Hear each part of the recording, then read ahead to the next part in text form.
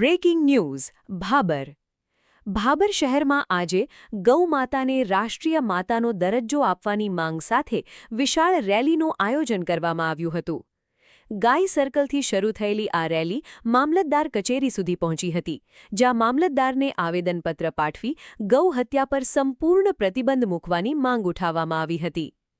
Rally દરમિયાન ગૌમાતાને રાષ્ટ્રીય માતા જાહેર કરો, ગૌ હત્યા બંધ કરો જેવા સૂત્રોચ્ચારોથી સમગ્ર વિસ્તાર ગૂંજી ઉઠ્યો હતો. ગૌ ભક્તો હાથમાં બેનરો અને પટ્ટિકાઓ લઈને મોટી સંખ્યામાં જોડાયા હતા. શહેરમાં ભક્તિમય અને ઉત્સાહભર્યો માહોલ જોવા મળ્યો હતો.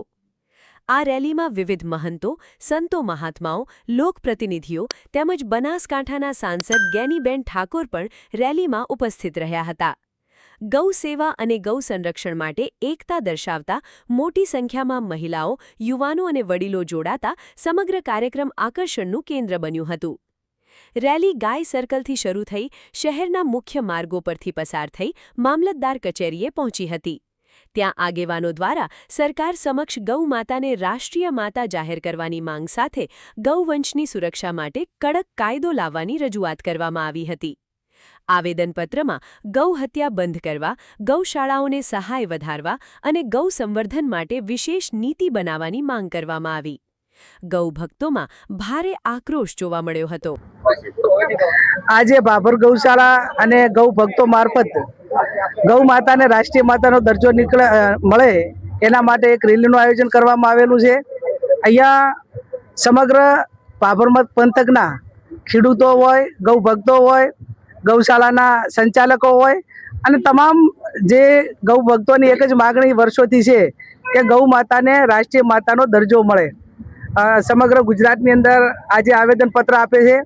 હું સરકારને વિનંતી કરું છું કે આપણે સનાતન ધર્મમાં ગૌ માતાને એક માતા તરીકે આપણે કાયમી અને નવાજીએ છીએ અને એની અંદર જ્યારે 33 કરોડ દેવતાઓનો વાસ હોય ત્યારે આપણે એક હિન્દુ પ્રણાલિકા પ્રમાણે, હિન્દુ સંસ્કૃતિ પ્રમાણે ગૌ માતાનું જતન કરવું, એનું રક્ષણ કરવું, એનું પાલન પોષણ કરવું અને આપણા રોજિંદાના મોટા ભાગના આ વિસ્તાર એ ખેડૂત છે અને ખેડૂતો હંમેશા ગૌ માતા માટે મદદ કરે છે.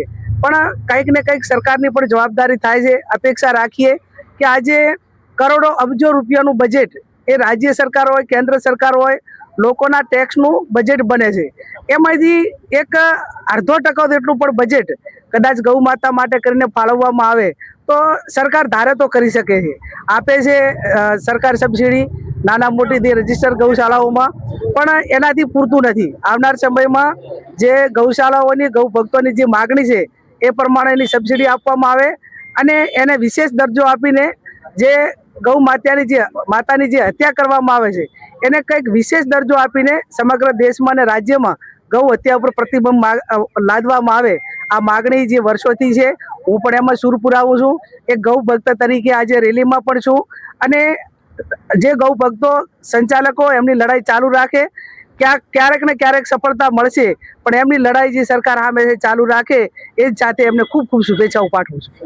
આજે ભાભર તાલુકાના તમામ આગેવાનો, નગરજનો અને દરેક નાગરિકો જ્યારે આજે મોટી સંખ્યામાં અહીં વધાર્યા છે ત્યારે અમે પ્રાર્થના પત્ર જ્યારે આ મામલતદાર કચેરી આપવા આવ્યા છીએ અને પ્રાર્થના પત્રમાં વિનંતી કરી છે કે ગાય માતાને રાષ્ટ્રીય માતાનો દરજ્જો મળે એના માટે અમે પ્રયત્ન કર્યો છે અને પ્રયત્ન કરતા રહીશું. ગાય માતા એ ભગવાનની માં છે, તો જો ગાય બચશે તો જ દેશ બચશે.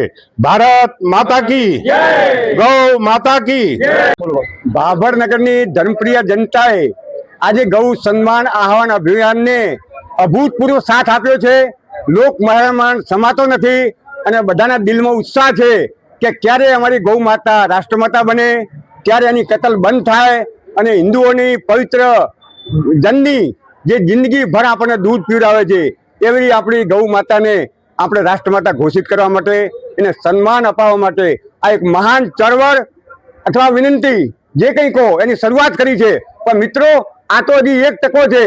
હજી 99% કામ કરવાનું બાકી છે અને એમાં ઘાટ પડે તો આપણે લાખો બલિદાનો આપશું ત્યારે આ કાર્ય સિદ્ધ થશે.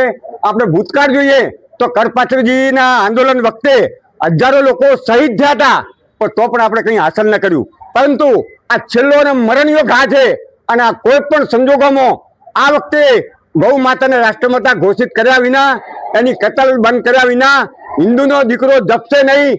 આ આપણે બધાની પ્રતિજ્ઞા છે. બોલો જય ગૌ માતા, ગૌ માતા કી.